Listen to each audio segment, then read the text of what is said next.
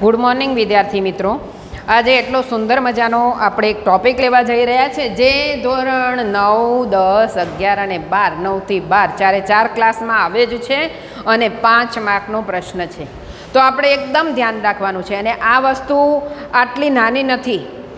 આ વસ્તુ બહારની પરીક્ષાઓમાં તો 15 માર્ક્સનો પ્રશ્ન પૂછાય છે। કેટલા માર્કનો? 15 માર્કનો। પણ કેમ એના 15 માર્ક? તમને તો નવાઈ લાગે કે ઓછું કરીને લખવાનું છતાં 15 માર્ક શા?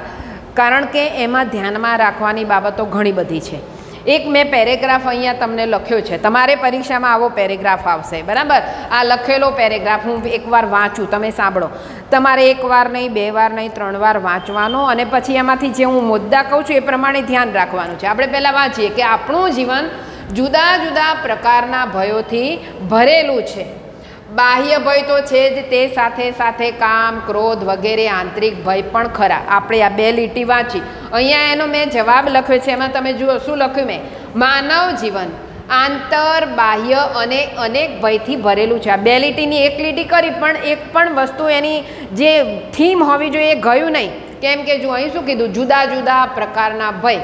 તો આપણે અહીંયા લખ્યું કે અનેક પ્રકારના માનવ જીવનમાં આંતર, અનેક પ્રકારના ભય। બાહ્ય ભય બતાવ્યા, અહીંયા આંતર ભય બતાવ્યા, એટલે બંનેને એક શબ્દ કરી દેવાનો।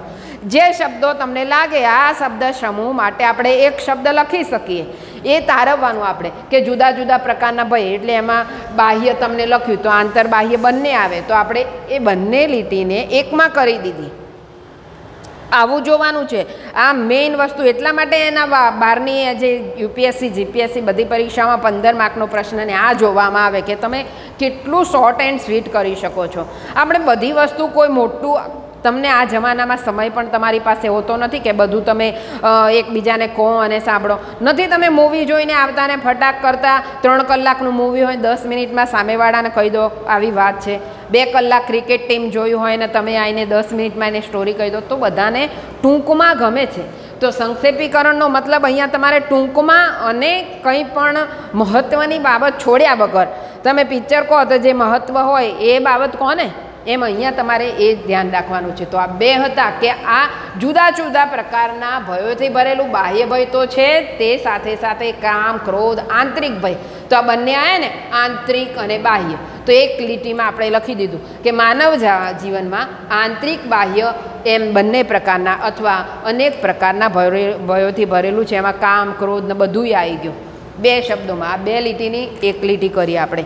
સંક્ષેપનો મતલબ ટૂંકું કરવાનું। ઘણીવાર મેં 10મા ધોરણના વિદ્યાર્થીઓને અનુભવ કર્યો છે કે સંક્ષેપીકરણ પૂછાય તો એનું વધારે ડબલ કરીને લખે। અરે એવું નથી કરવાનું। પહેલું તો ધ્યાન રાખવાનું કે એનો 1/3 ત્રીજો ભાગ લખવાનો, 3 ગણો નહીં। કેટલો? 1/3 ભાગ લખવાનો છે। આ એક આખો ભાગ આપેલો છે તમને, એનો ત્રીજો ભાગ એટલે 2 લીટી થવી જોઈએ। 6 લીટી હોય તો કેટલી થવી જોઈએ? 2 લીટી। 1/3 લખવાનું છે, બરાબર? 1/3 એટલે એક વસ્તુ છે એનો ત્રીજો ભાગ, એટલે ઓછું કરવાનું, નાનું કરવાનું, બરાબર? આ 1 લીટી આપણે કરી કે અનેક પ્રકારના ભયોથી ભરેલું છે। પછી તેથી મનમાં જરા પણ ભય ન હોય તેવી વૃત્તિ કેળવવી પૂરેપૂરી શક્ય નથી। કારણ કે અનેક પ્રકારના ભયો છે, એટલે આપણે આપણા મનમાં એવી વૃત્તિ, ભય ના આવે એવી વૃત્તિ કેળવીએ તો શક્ય નથી। શું કીધું છે આગળ?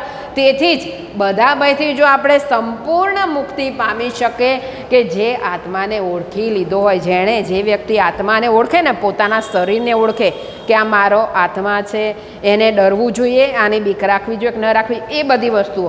તો જુઓ એનું આગળ શું લખ્યું? નિર્ભયતા શબ્દ અહીંયા લખ્યો। તો કઈ વસ્તુનો? ભયથી સંપૂર્ણ મુક્તિ। એક આખો શબ્દ હતો એનું લઈ લીધું નિર્ભયતા। તો તમારે એવા શબ્દો પેરેગ્રાફમાંથી શોધી કાઢવાના કે જેમાં એવું લખેલું હોય નિર્ભયતા શબ્દ સમૂહ માટે એક શબ્દ તમે કરી શકતા એવા શબ્દો શોધી કાઢવાના। તો આપણે બધા જ ભયથી સંપૂર્ણ જે વ્યક્તિ નિરપેક્ષ થઈ જાય, ભયથી મુક્તિ પામી શકે, એટલે એને કેવો કહેવાય? નિર્ભય વ્યક્તિ। તો આપણે લખ્યું નિર્ભયતા કેળવવી અઘરી છે।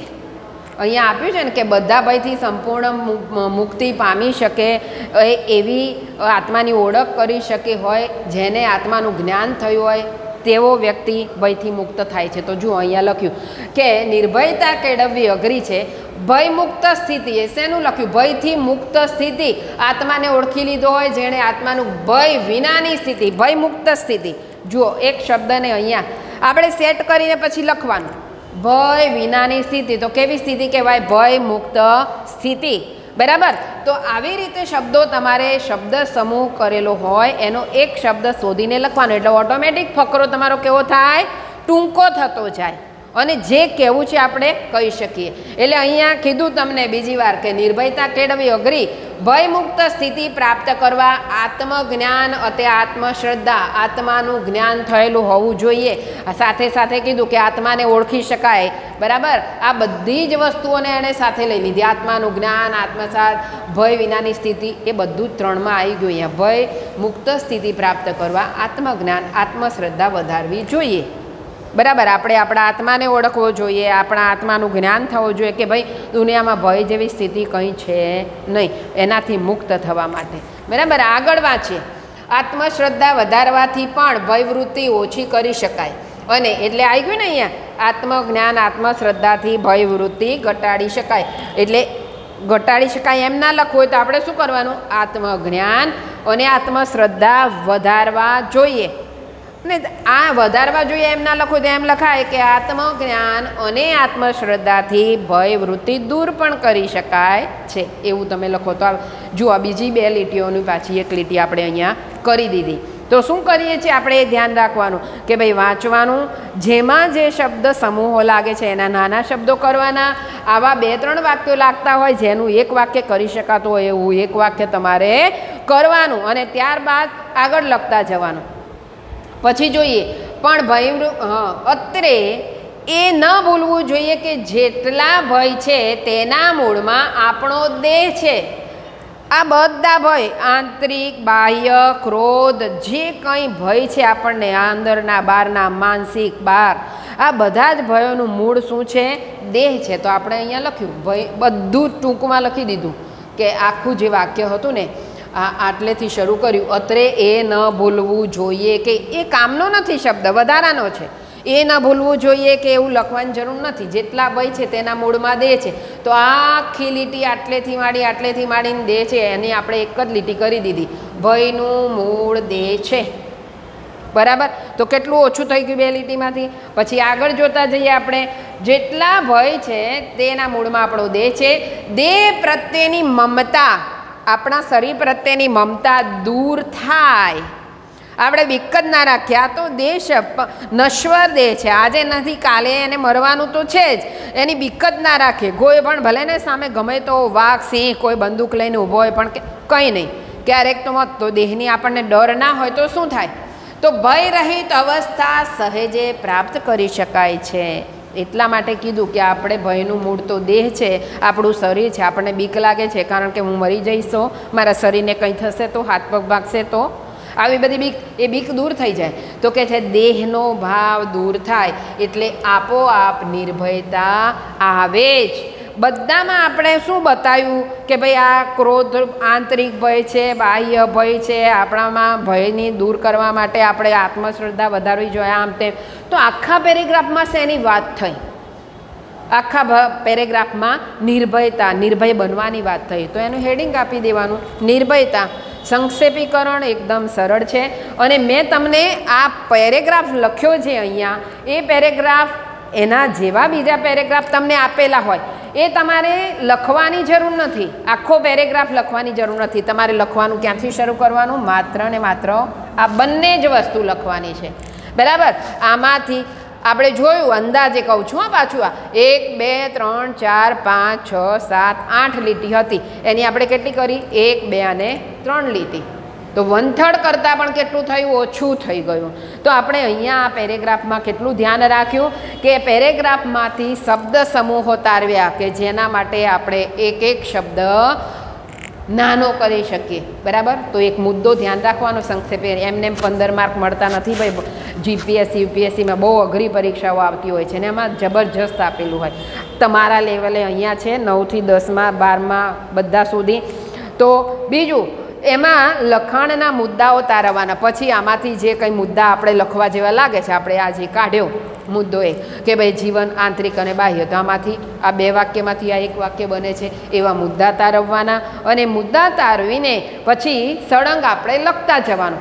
પછી આ લખ્યા પછી એને 2 વાર વાંચો. આ પેરેગ્રાફને ના સમજ પડી હોય તો 2 વાર વાંચો અને પછી લખો. આવી રીતે નાનું અમથું તમારે પરીક્ષામાં માત્ર ને માત્ર આટલેથી માંડીને આટલું લખવાનું છે. આ જે પૂરું થયું આવે ત્યાં સુધી. આ તો શીર્ષક છે, બરાબર, આ શીર્ષક છે.